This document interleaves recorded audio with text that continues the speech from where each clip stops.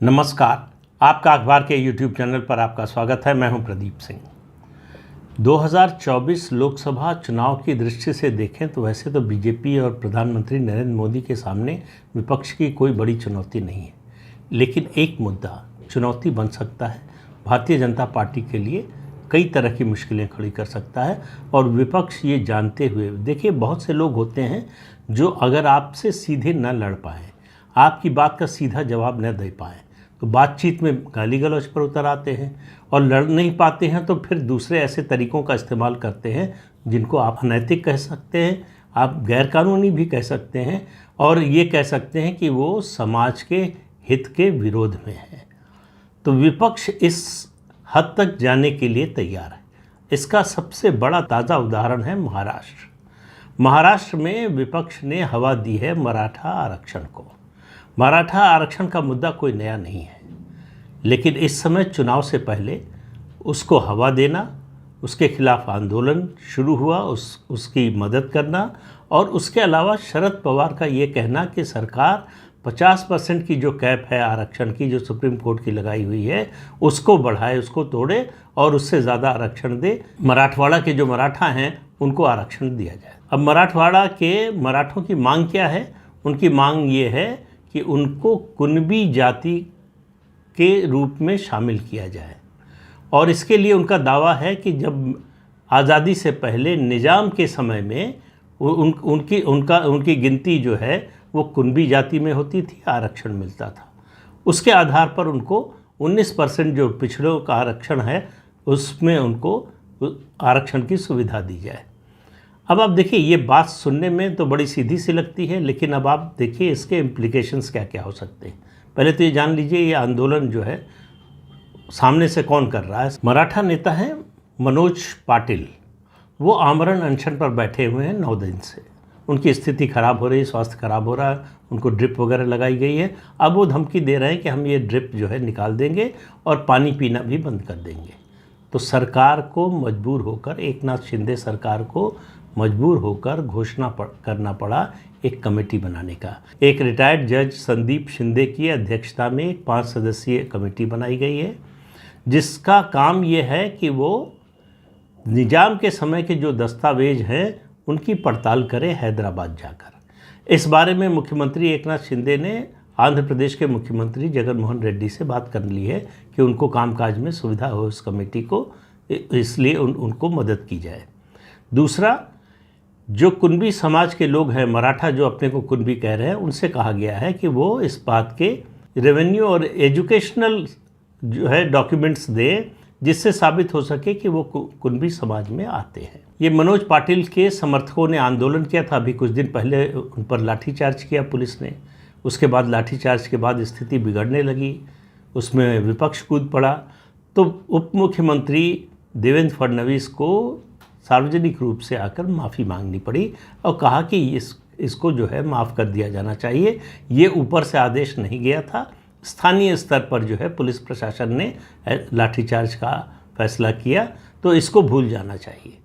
अब मराठा भूल जाएंगे या नहीं भूल जाएंगे, आप देखिए बीजेपी का महाराष्ट्र में सारा जोर ये जो एकनाथ शिंदे को लाना, फिर उसके बाद अजीत पवार को लाना, ये मराठवाड़ा में मराठा लोगों का समर्थन हासिल करना, ये ऐसा इलाका है जो भारतीय जनता पार्टी का हमेशा से कमज़ोर इलाका रहा है। उसको लगता है कि अजीत पवार के आने से, और एकनाथ शिंदे खुद मराठा है, तो दोनों के रहने से मराठा वोट पर असर पड़ेगा, वो भारतीय जनता पार्टी के साथ आएगा।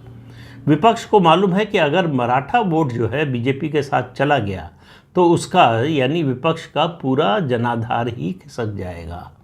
शरद पवार की सारी राजनीति, अशोक चौहान जो कांग्रेस के नेता हैं, पृथ्वीराज चौहान, ये सब मराठा नेता हैं, इन सब की राजनीति खतरे में पड़ जाएगी, राजनीतिक अस्तित्व खतरे में पड़ जाएगा। इसलिए ये किसी भी हालत में नहीं चाहते कि ऐसा हो। इसलिए इस आंदोलन में जो आंदोलनकारी हैं उनसे भी ज़्यादा उत्सुक हैं कांग्रेस और एनसीपी के नेता, जो शरद पवार का खेमा है। अब सरकार ने कमेटी बना दी है। इस कमेटी से कहा गया है कि 1 महीने में रिपोर्ट देगी। उसके आधार पर सरकार तय करेगी दस्तावेजों की तस्दीक करने के बाद कि क्या मराठवाड़ा के मराठों को कुनबी समाज में शामिल किया जाए। अब मान लीजिए दो ही इसके नतीजे हो सकते हैं। एक तो साबित हो जाएगा कि हैं कुनबी, दूसरा ये साबित हो सकता है कि नहीं है। अगर नहीं है तो ये आंदोलन तेज होगा कि सरकार जो है दस्तावेज ठीक से देख नहीं रही है, सरकार जो है आरक्षण देना नहीं चाहती, और इस तरह के मुद्दे उठाए जाएंगे और ये आंदोलन और तेज हो सकता है। दूसरा, मान लीजिए कि ये साबित हो जाता है कि वो कुनबी समाज से आते हैं। अगर ये साबित हो जाता है तो फिर आरक्षण देना पड़ेगा। आरक्षण देना पड़ेगा, उसके लिए, उसके विरोध के लिए अभी से तैयारी शुरू हो गई है। जो पिछड़ा वर्ग के नेता हैं महाराष्ट्र के, वो अभी से कह रहे हैं कि हम इसको नहीं मानेंगे, हम इसको जो है होने नहीं देंगे। उनका दावा है, उनका कहना है कि आज तक मराठा ये कहते रहे कि जो कुनबी है वो मराठा हो ही नहीं सकता, वो मराठा नहीं है, हम उसको मराठा मानते ही नहीं जो अपने को कुनबी मानता है। आज आरक्षण के लिए आप कह रहे हैं कि मराठा जो है वो कुनबी समाज से आते हैं, तो ये कैसे चल सकता है कि जब फ़ायदा उधर था तब आप कुनबी नहीं थे, अब फ़ायदा इधर दिख रहा है तो आप कुनबी हो गए। तो ये मुद्दे ऐसे हैं जो बहुत आसानी से हल होने वाले नहीं हैं। ये बड़े भावनात्मक मुद्दे हैं और इनकी आंच और आग बड़ी तेज फैलती है। तो विपक्ष को यही एकमात्र तरीका नज़र आ रहा है इस आग को भड़काने का। अब आप इसका इम्प्लीकेशन देखिए, दूसरे राज्यों में भी इस तरह के समाज आगे आ सकते हैं। और सबसे ताज़ा मामला जो मणिपुर का है, मणिपुर का जो मैतेई समाज है वो भी इसी आधार पर मांग कर सकता है। एक बार अगर महाराष्ट्र सरकार ने मान लिया इसको तो वो कहेगा कि हम आज़ादी से पहले हम जनजाति में आते थे, आज़ादी के बाद हमारा स्टेटस बदल के जो है ओबीसी और जो है एससी कर दिया गया, तो हमको भी जनजाति में शामिल किया जाए। यही तो एक आदेश दिया था मणिपुर हाई कोर्ट ने कि राज्य सरकार जो है केंद्र सरकार से बात करे इस पर विचार करने के लिए। उसमें पूरा मणिपुर जल उठा। तो ये अलग अलग प्रदेशों में इस तरह से आग लगाने की, इस तरह से जातीय हिंसा भड़काने की कोशिश हो रही है। आपने देखा कि अभी विशेष सत्र के मुद्दे पर सोनिया गांधी ने जो पत्र लिखा प्रधानमंत्री को, उसमें मांग की गई है कि जातिगत आरक्षण कराने के बारे में फैसला हो, उस पर इस सत्र में चर्चा हो। अब देखिए, विपक्ष की परेशानी ये है कि तमाम तरह के ऐसे आरोप लगा रहा है जो उसको मालूम है कि गलत है। जैसे ये आरोप लगाया गया सोनिया गांधी की चिट्ठी में भी है, कांग्रेस पार्टी की ओर से भी कहा जा रहा है, दूसरे दल भी कह रहे हैं विपक्षी, वो ये कि आपने संसद का विशेष सत्र बुला लिया लेकिन विपक्ष से कंसल्टेशन नहीं किया। एक दूसरा कि विशेष सत्र बुला लिया लेकिन उसका एजेंडा नहीं बताया। तो संसदीय कार्य मंत्री ने याद दिलाया कि भाई आप परंपरा भी याद रखिए, आज तक ऐसा कभी नहीं हुआ कि संसद सत्र बुलाने से पहले सरकार विपक्षी दलों को बुलाकर राय मशविरा करे, उनसे सलाह करे। ऐसा कभी नहीं हुआ है।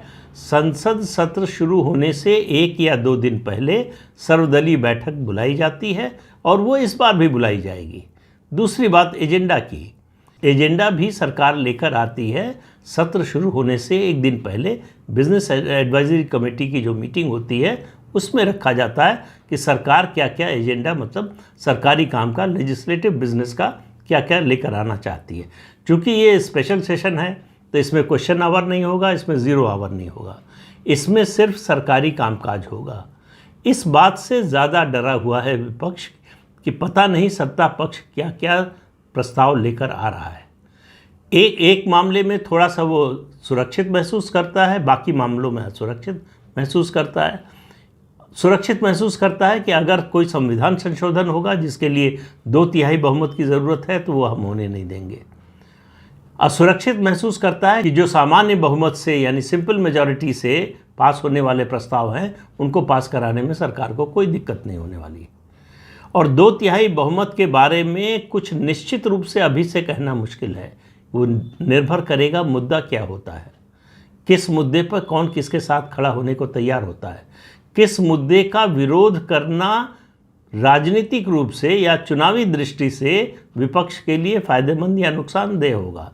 लेकिन हालांकि आजकल विपक्ष जो है इस तरह से सोचता नहीं है, वो केवल आंख बंद करके विरोध करता है। अपना नुकसान होगा या दूसरे का नुकसान होगा, ये सब सोचने का समय उसके पास नहीं होता है। जैसे देश के नाम का ही मामला है, अगर मान लीजिए कि संविधान संशोधन विधेयक आता है कि देश का नाम जो है अब इंडिया की जगह भारत होगा, तो इसका विरोध बाकी दल कैसे करेंगे, किस आधार पर करेंगे कि इससे बीजेपी को फ़ायदा हो जाएगा? ये तो कोई तर्क है नहीं भाई।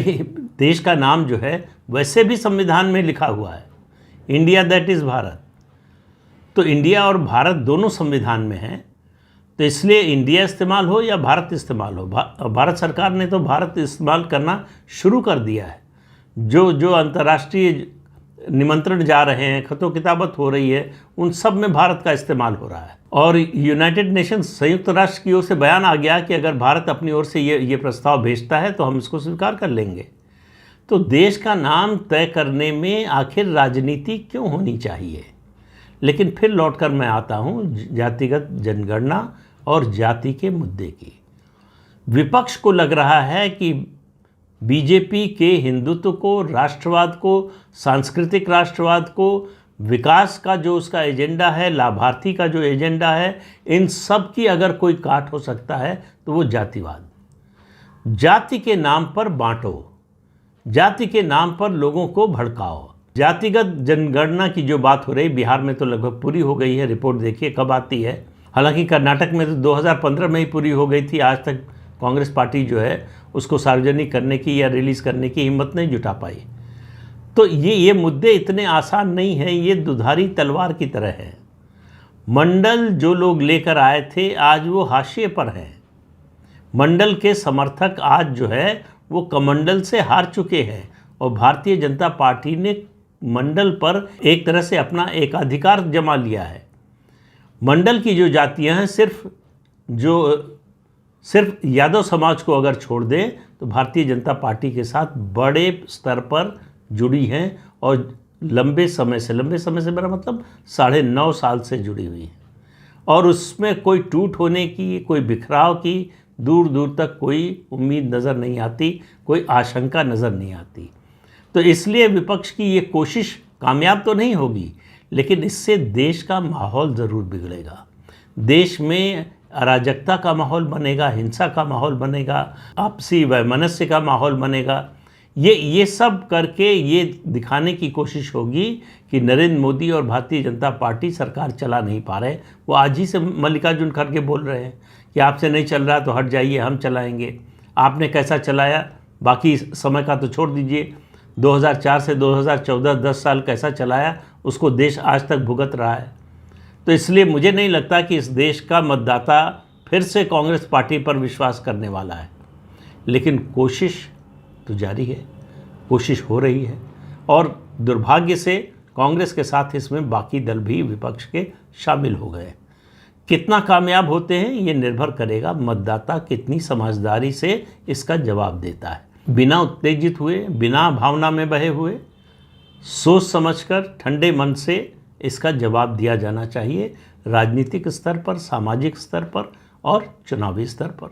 तो इस अंक में इतना ही। अगले अंक में फिर मिलेंगे किसी नए मुद्दे के साथ। तब तक के लिए अनुमति दीजिए। आपसे अनुरोध है कि चैनल देखिए, शेयर कीजिए, लाइक कीजिए और सब्सक्राइब जरूर कीजिए। नमस्कार।